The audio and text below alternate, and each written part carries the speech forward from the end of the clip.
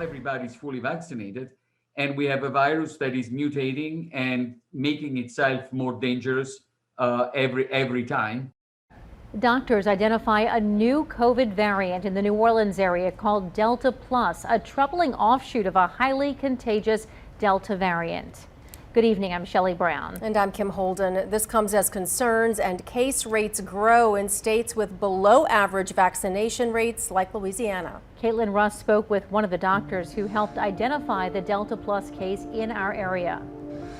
Barely got through the last round of COVID, and now it looks like we're going to have another even worse variant. Delta Plus is doubly infectious like the Delta variant. What's different is that it's harder for antibodies to block. If somebody has had one of the older models, if you will, of COVID-19, they're not going to be very well protected against these new variants. That also includes the effectiveness of antibody treatments, according to Dr. Lucio Miele, whose LSU lab helped identify this case. He says being vaccinated is the only protection. Symptoms are worse than the original strain for the unvaccinated. Vaccination, while it does prevent serious illness, may not be able to prevent transmission.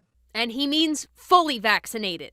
If that virus happens to be in a person that's not completely protected, it's going to stay in that person for a longer time.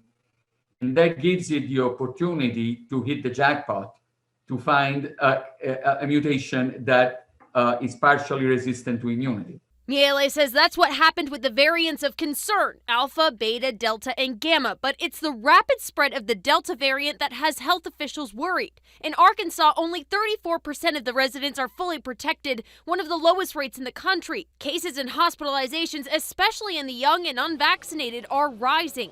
Mississippi, with 29%, comes in last place. Louisiana is sitting around 35%. I'm concerned still, but not to the point where I wouldn't vacation, which I'm on vacation.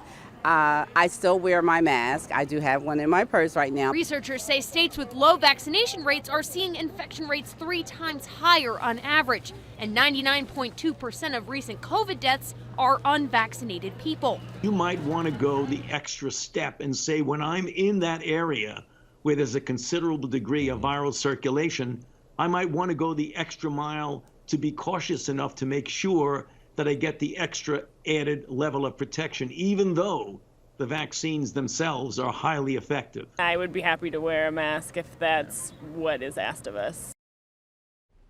Miele says testing has dropped dramatically, and that's what we need to be doing to identify and keep up with these variants. He encourages anyone who's unvaccinated and feeling even the slightest bit sick to get tested on top of getting vaccinated if possible.